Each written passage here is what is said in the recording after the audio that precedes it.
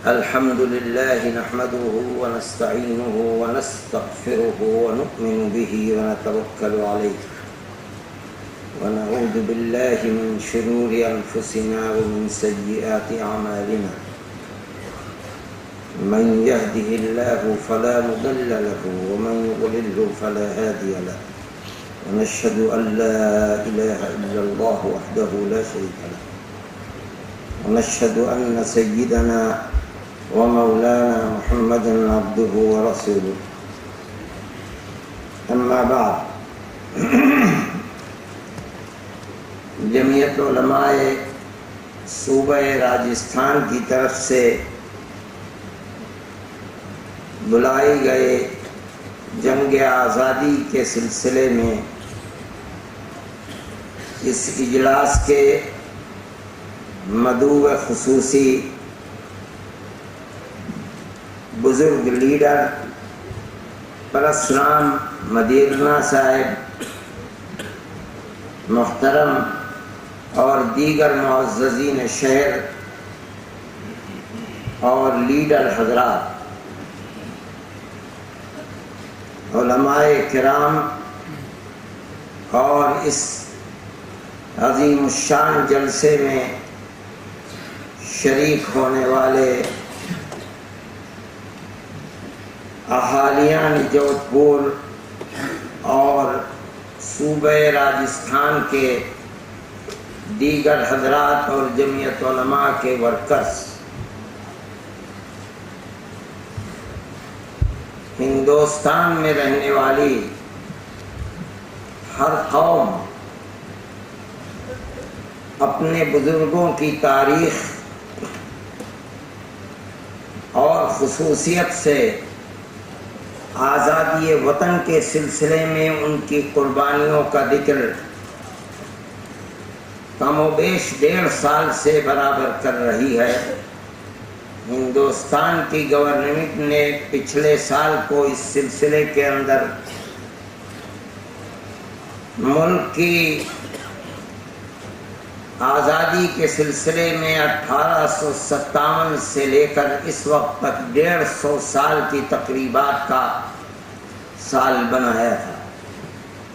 اس سلسلے میں ملک میں بسنے والے مسلمانوں کے لیے بھی یہ ضروری تھا کہ وہ اپنے بزرگوں کی قربانیوں کا ذکر کرتے، اور انہوں نے کیا، اور بالخصوص جب کہ ان کی قربانیاں اس ملک کی آزادی کے سلسلے میں تاریخی اعتبار سے جن کا انکار ممکن نہیں ہے، ملک میں بسنے والے ہر طبقے کے مقابلے میں بڑی لمبی اور بہت زیادہ ہے۔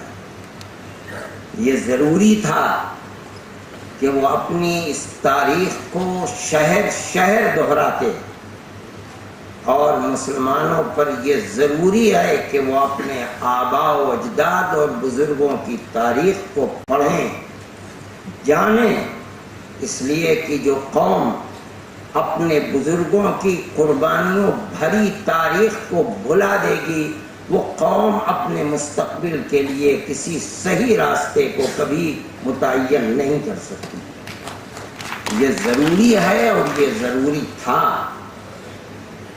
ملک کی آزادی کی تاریخ بڑی لمبی تاریخ ہے، لیکن میرے بھائی اس تاریخ کو اگر سمیٹا جا سکتا ہے تو سن 1799 میں جب سلطان ٹیپو شہید کو سرنگا پٹنم کے اندر شہید کیا گیا، اور اس وقت ان کی لاش کے اوپر ایسٹ انڈیا کمپنی کے فوجی افسر نے کھڑے ہو کر یہ دعویٰ کیا تھا کہ آج ہندوستان ہمارا ہے۔ ملک کی آزادی کے لیے قربانیاں دینے کے لیے کھڑے ہونے کی تاریخ کی ابتدا وہاں سے ہوگی۔ اس کے 3 سال کے بعد چھوٹی چھوٹی ریاستیں اور نوابین کو زیر اثر کرنے کے بعد 1803 میں دلی کے اندر ایسٹ انڈیا کمپنی نے یہ اعلان کیا کہ ملک بادشاہ سلامت کا، خلق خدا کی، لیکن حکم ایسٹ انڈیا کمپنی کا ہے۔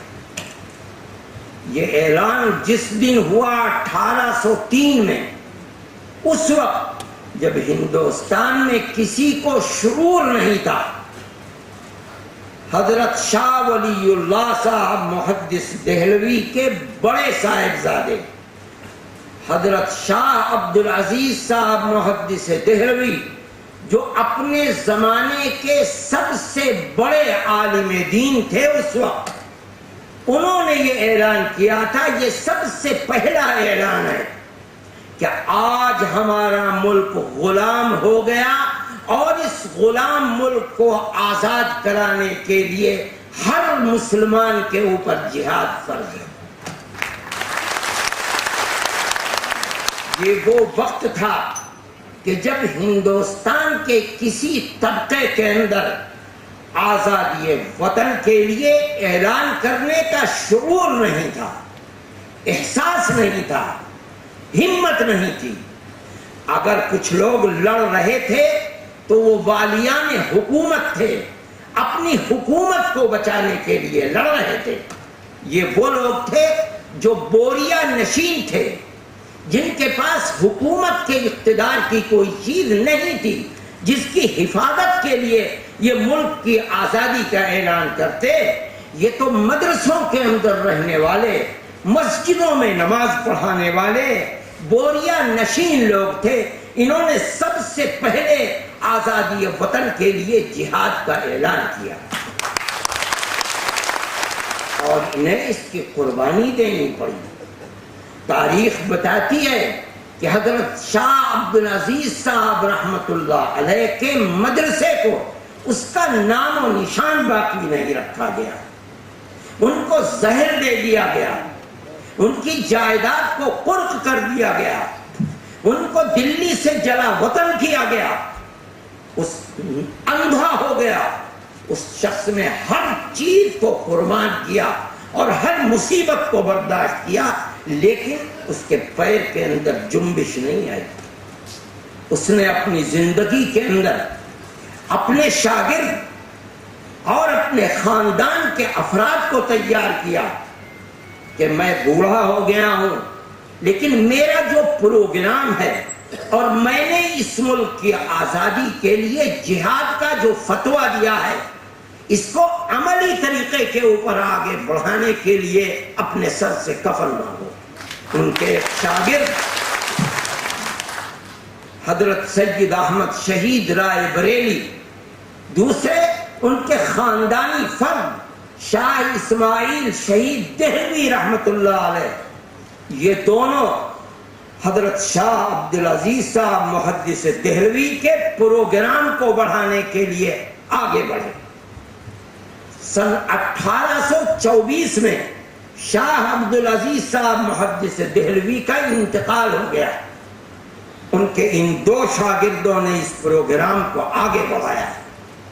حضرت شاہ سید احمد شہید رحمت اللہ علیہ نے اس زمانے کے جو والیان حکومت تھے ان کو خطوط لکھے۔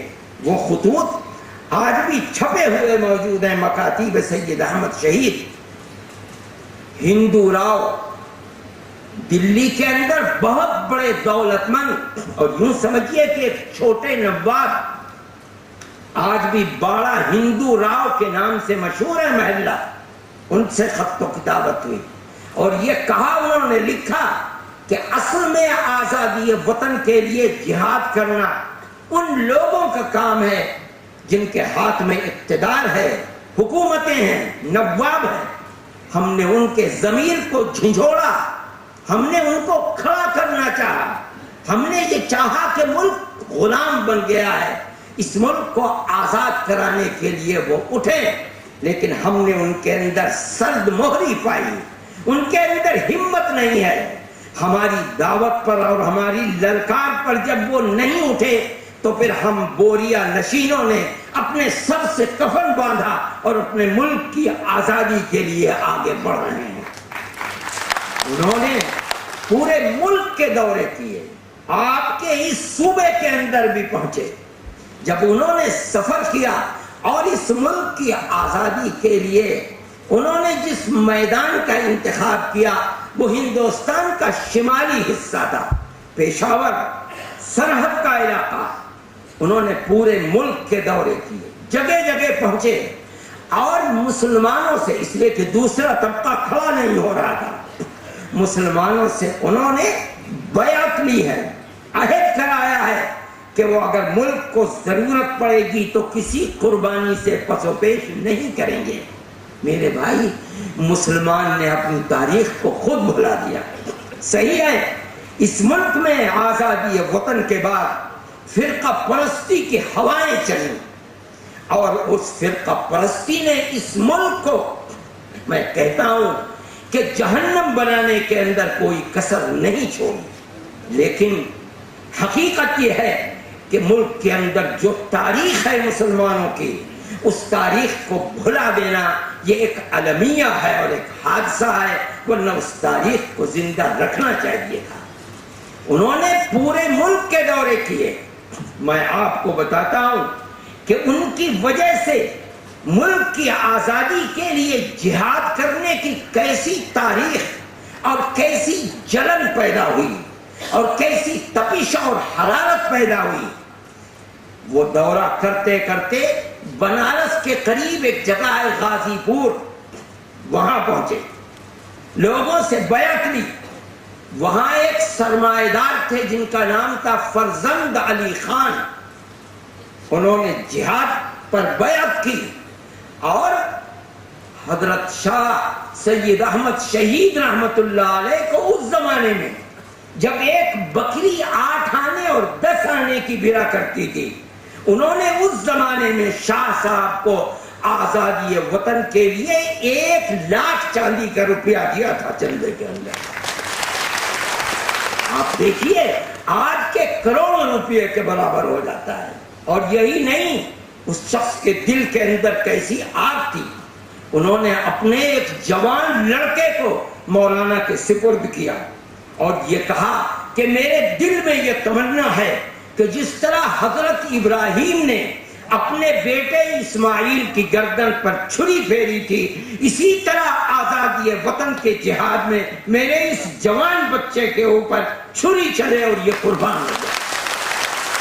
میں کہتا ہوں کہ مسلمان اپنی تاریخ کو بھلا بیٹھا، دوسروں کا کیا شکوہ کیا جائے، مسلمان نے خود اپنی تاریخ کو بھلا دیا۔ شاہ صاحب جب چلے ہیں شمالی ریاست کے لیے تو یہاں الور کے جو نواب تھے ان کے پاس شاہ صاحب مہمان بنے ہیں، 1 ہفتہ ٹھہرے ہیں۔ انہوں نے اور ان کی رانی نے شاہ صاحب کی پذیرائی کی، شاہ صاحب کے ساتھیوں کی مہمان نوازی کی، جو پورا قافلہ تھا۔ شاہ صاحب کو ہتھیار دیے، شاہ صاحب کو دولت دی، چندہ دیا اور شاہ صاحب کو روانہ کیا۔ یہ آپ کے بزرگوں کی تاریخ ہے۔ شاہ صاحب وہاں پہنچے اور مکمل 3 سال انہوں نے جہاد کیا اور اس جہاد کے نتیجے میں سن 1831 کے اندر شاہ سید اسماعیل شہید، شاہ سید احمد شہید رحمت اللہ علیہما اپنے ہزاروں ساتھیوں کے ساتھ قربان ہو گئے، ملک کی آزادی کی بھیٹ چڑھ گئے۔ آج دنیا یہ سمجھتی ہے کہ آزادی وطن کا جہاد 1857 ہے پہلا، یہ بات نہیں ہے۔ اس سے پہلے جہاد 1831 کے اندر علماء قربانی دے چکے ہیں، تاریخیں موجود ہیں۔ سیرت سید احمد شہید کو دیکھیے، مولانا علی میاں کی لکھی ہوئی تاریخ کو دیکھیے، غلام رسول مہر کی تاریخ کو دیکھیے، پڑھیے، وقائع سید احمد شہید کو دیکھیے، آپ کے سامنے یہ تاریخ آئے گی۔ پھر یہی نہیں، شہید ہو گئے لیکن ان کے ساتھ ایک جماعت تھی علماء صادق پور کی، صادق پور یہ اس زمانے میں محلہ تھا پٹنہ جو دارالسلطنت ہے، بہار کا مشہور شہر ہے، اس کے برابر تھا۔ آج تو صادق پور محلہ ہے۔ یہاں کے علماء کی بہت بڑی جماعت سن 1831 کے جہاد میں ان دونوں حضرات کے ساتھ رہی۔ صحیح ہے، یہ بھیٹ چڑھ گئے آزادی وطن کی، قربانی دے دی۔ علماء صادق پور نے بالا کوٹ میں شہادت کے بعد اس حصے کو چھوڑا نہیں، وہیں رہ گئے اور سن 1846 تک برابر جہاد کرتے رہے۔ یہ سب سے پہلا جہاد ہے، یہ اس وقت کا جہاد ہے جب جہاد کے اندر تنہا مسلمان ہے شریک۔ کچھ لوگ ہیں، یہ کہا جاتا ہے، نام آتا ہے کہ حضرت شاہ صاحب کا جو توپچی تھا، شاید اس کا نام رام لال تھا، وہ ایک ہندو تھا، لیکن عام طریقے کے اوپر اس جہاد کے اندر تنہا مسلمان اور علماء نظر آتے ہیں۔ تاریخ بتاتی ہے کہ غازی پور کے 6 آدمی اس جہاد کے اندر شہید ہوئے ہیں۔ ان میں فرزند علی خان کا وہ بیٹا بھی تھا جس کو سید احمد شہید کو اس جذبے کے ساتھ دیا گیا تھا جس کا میں نے ذکر کیا۔ صحیح ہے، اس جہاد کے اندر شکست ہو گئی، لیکن علماء وہاں سے منتشر ہوئے، ہمت نہیں ہاری، دوسرے جہاد کی تیاری شروع کر دی۔ یہاں تک کہ سن 1857 کے جہاد کے اندر 1831 کے ٹھیک 26 سال کے بعد دلی، مراد آباد، سنبل، میرٹھ، سہارنپور، مظفر نگر اور پنجاب کے کچھ علاقے ایسا معلوم ہوتا تھا کہ اس 1857 کے جہاد کے لیے ہندو مسلمان سب کے لیے یہ زمین ایسی لگتی تھی جیسے آگ جل رہی ہے۔ اب اس جہاد کے اندر تنہا مسلمان نہیں، شعور پیدا کیا گیا، احساس پیدا کیا کہ ہم اگر تنہا لڑیں گے، ملک میں قربانی دیں گے، آزادی نہیں ہوگی، ضروری ہے کہ ملک کا ہر طبقہ جہاد کے لیے کھڑا ہو۔ چنانچہ اس کے اندر ہندوؤں، مسلمانوں، سکھ اور دوسرے تمام طبقوں نے شریک ہو کر جہاد کیا ہے۔ میرے بھائی، اس جہاد کے اندر آپ دیکھیں کہ قربانی کس طرح دی ہے۔ مراد آباد ایک شہر ہے، آپ نے نام سنا ہوگا، جو لوگ گئے ہوں گے انہوں نے سنا ہوگا کہ وہاں کا ایک محلہ ہے گل شہید، آج بھی اس کا نام گل شہید ہے۔ فارسی میں گل مٹی کو کہتے ہیں، شہیدوں کی مٹی۔ یہاں کے جو نواب تھے ان کا نام تھا نواب مجو خان، آج بھی ان کے محلات موجود ہیں۔ یہ سن 1857 کے جہاد میں علماء کے ساتھ تھے، لیکن میں کہتا ہوں لوگ جہاد بھی کر رہے تھے اور وہ لوگ بھی تھے جو انگریز کے پٹھو بنے ہوئے تھے۔ نواب رامپور نے کو انگریز نے استعمال کیا اور ان کی مدد سے نواب مجو خان کو گرفتار کر لیا گیا۔ یہ بدقسمتی ہے۔ گل شہید کے اندر جو ان کی فوج تھی اور جو مجاہدین تھے ان کو پکڑ کر ذبح کیا گیا۔ ہزاروں کی تعداد کے اندر مسلمان شہید، وہ بہت بڑا قبرستان ہے گل شہید کے اندر، آج بھی وہ قبرستان موجود ہے۔ یہ کہا جاتا ہے کہ اتنے مسلمانوں کو شہید کیا گیا کہ یہاں کی مٹی ان کے خون سے سرخ ہو گئی تھی، اس کا نام ہی گل شہید، شہیدوں کی مٹی رکھ دیا گیا۔ نواب مجو خان کو زندہ کے جسم کو گھوڑے کے پیروں سے باندھ کر کے رسی میں، اور انگریز فوج کا افسر گھوڑے کے اوپر بیٹھ کر اس نے دوڑایا اور زندہ نواب مجو خان کے جسم کے ٹکڑے کر دیے گئے۔ یہ مسلمان کی قربانی ہے۔ میرٹھ کے اندر تاریخ جو بتاتی ہے کہ 151 لوگوں کو پھانسی ہوئی ہے، اس میں اکثریت علماء اور مسلمانوں کی ہے۔ دلی کے اندر 1857 کے اندر جو دلی شاہان مغلیہ کے دور سے قرآن و حدیث یعنی علوم اسلامیہ کا مرکز تھا، اور وہاں علماء بے حد و حساب تھے، 1857 کے نتیجے میں 1857 میں 34,000 علماء کو شہید کیا گیا۔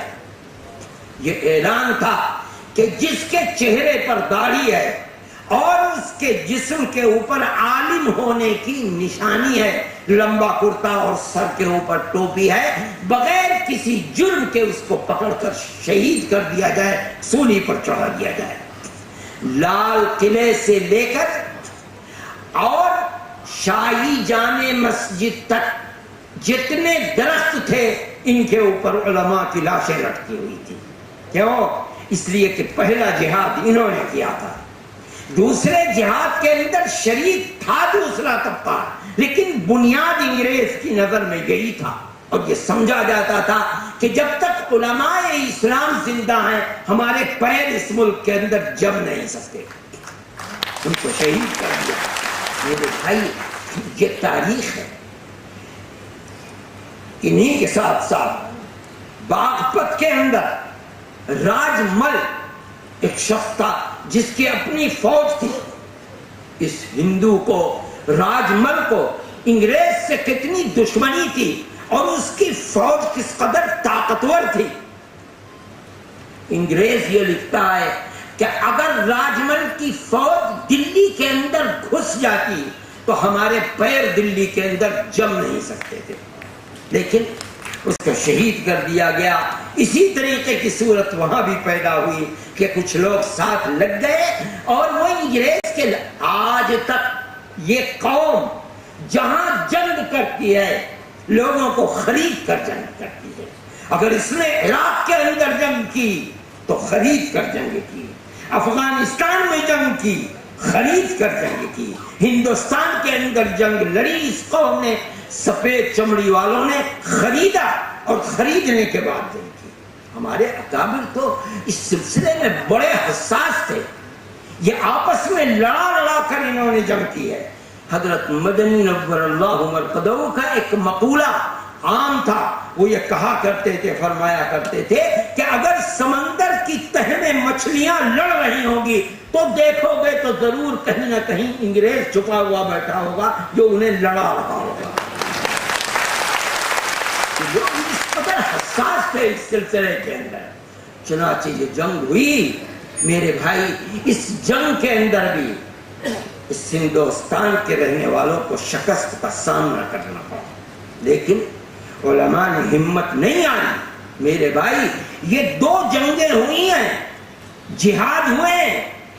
پہلے جہاد کے اندر تنہا مسلمان تھا، دوسرے جہاد کے اندر مسلمان اور ہندو، سکھ، عیسائی مختلف طبقے شریک ہوئے ہیں۔